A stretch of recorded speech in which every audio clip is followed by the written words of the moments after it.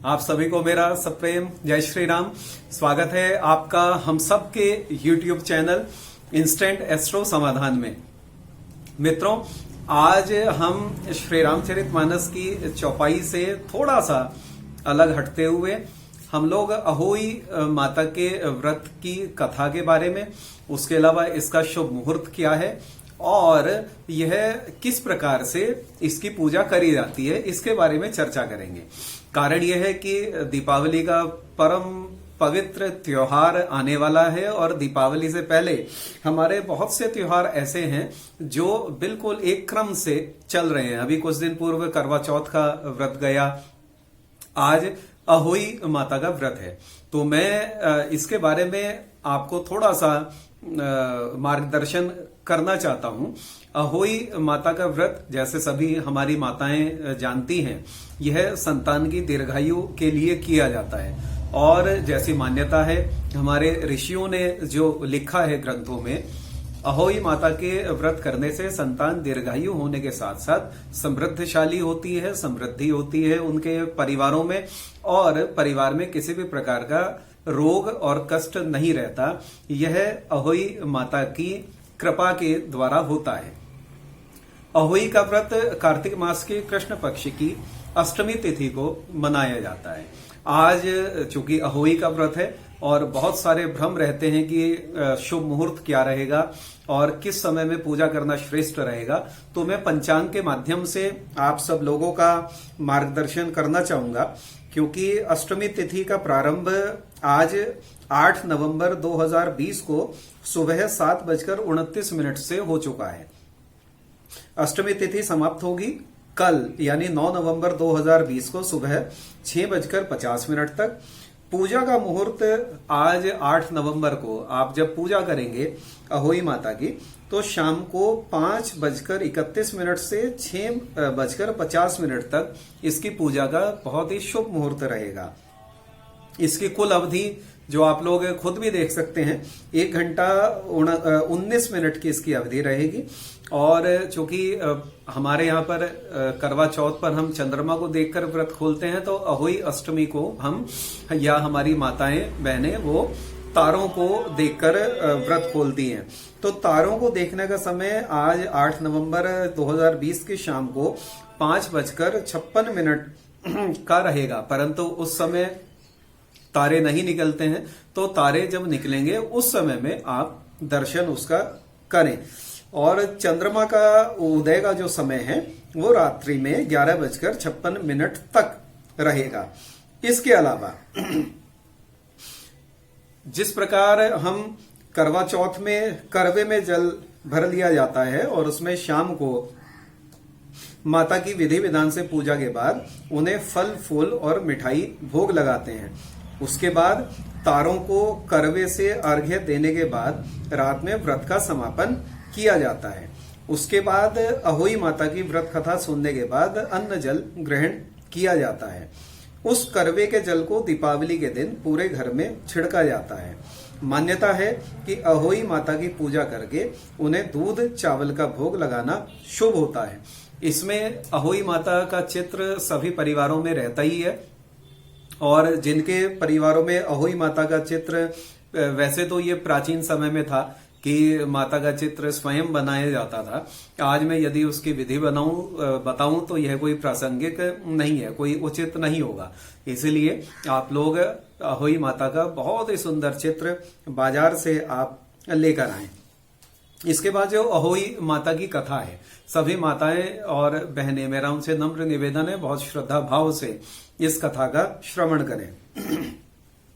एक साहूकार के 7 बेटे थे और एक बेटी थी। साहूकार ने अपने 7 बेटों और बेटी की शादी कर दी थी। अब उसके घर में 7 बेटों के साथ 7 बहुएं भी थी। साहूकार की बेटी दिवाली पर अपने ससुराल से मायके आई। दिवाली पर घर को लीपना था, इसलिए सारी बहुएं जंगल से मिट्टी लेने गई। साहूकार की बेटी भी अपनी भाभियों के साथ चल पड़ी, क्योंकि प्राचीन समय में कच्चे फर्श, कच्ची दीवारें हुआ करती थी, तो इसीलिए सब लोग गोबर से या मिट्टी का लेप करा जाता था।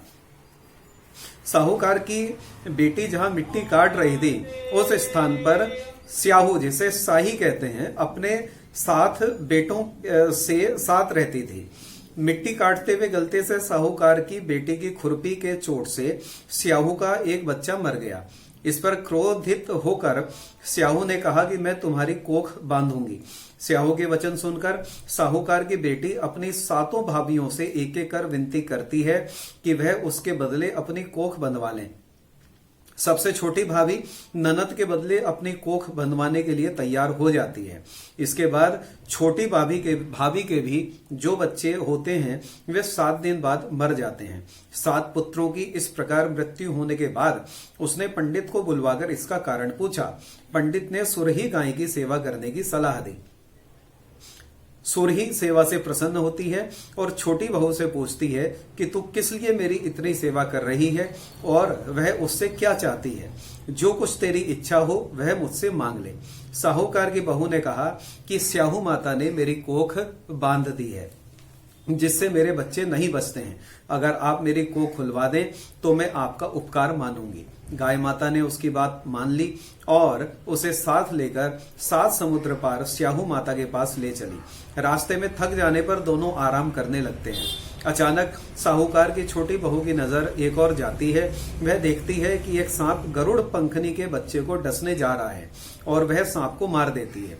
इतने में गरुड़ पंखनी वहां आती है और खून बिखरा हुआ देखकर उसे लगता है कि छोटी बहू ने उसके बच्चे को मार दिया है। इस पर वह छोटी बहू को चोंच मारना शुरू कर देती है। छोटी बहू इस पर कहती है कि उसने तो उसके बच्चे की जान बचाई है। गरुड़ पंखनी इस पर खुश होती है और सुरही सहित उन्हें स्याहू के पास पहुंचा देती है। वहां छोटी बहू स्याहू की भी सेवा करती है। स्याहू छोटी बहू की सेवा से प्रसन्न होकर उसे 7 पुत्र और 7 बहू होने का आशीर्वाद देते हैं। स्याहू छोटी बहू को 7 पुत्र और 7 पुत्र वधुओं का आशीर्वाद देती है और कहती है कि घर जाने पर तू अहोई माता का उद्यापन करना। 7 अहोई बनाकर 7 कड़ाही देना। उसने घर लौटकर देखा तो उसके 7 बेटे और 7 बहुएं बेटी हुई मिली। वह खुशी के मारे भाव विभोर हो गई। उसने 7 अहोई बनाकर 7 कड़ाही देकर उद्यापन किया। अहोई का अर्थ एक यह भी होता है अनहोनी को होनी बनाना। जैसे साहूकार की छोटी बहू ने कर दिखाया था, जिस तरह अहोई माता ने उस साहूकार की बहू की कोख को खोल दिया, उसी प्रकार इस व्रत को करने वाली सभी नारियों की अभिलाषा अहोई माता पूर्ण करें। यही सब हमारी शुभकामनाएं हैं। आज इस कार्तिक मास के कृष्ण पक्ष की अष्टमी तिथि को होने वाले माता पार्वती के स्वरूप का हम लोग अहोई माता के रूप में पूजन करते हैं। माता पार्वती से हम लोग आशीर्वाद प्राप्त करते हैं कि माँ पार्वती हमारे बच्चों को दीर्घायु करें, हमारे परिवार की जो नई पीढ़ी है उसे समृद्धशाली बनाए। हमारे परिवार की जो अगली पीढ़ी है उनके घर में कभी भी ना कोई रोग रहे, ना कोई शोक रहे, ना किसी भी प्रकार की अल्पायु हो। इन्हीं सब शुभ भाव के साथ आप सभी लोग जो इससे पूर्व में मैंने आपको आज का शुभ मुहूर्त बताया है, उस शुभ मुहूर्त में माता अहोई का पूर्ण विधि विधान से आप लोग पूजन करें और उसके बाद सभी माताएं और बहनें तारों का दर्शन करके अपने व्रत को खोलें। मेरी माता पार्वती के श्री चरणों में अटूट आस्था रखते हुए यह आप लोगों के लिए मंगल कामनाएं हैं। आपका परिवार हमेशा हमेशा हमेशा सुखी और समृद्धशाली रहे। आप सभी के लिए बहुत बहुत मंगल कामनाएं। जय जय श्री सीताराम।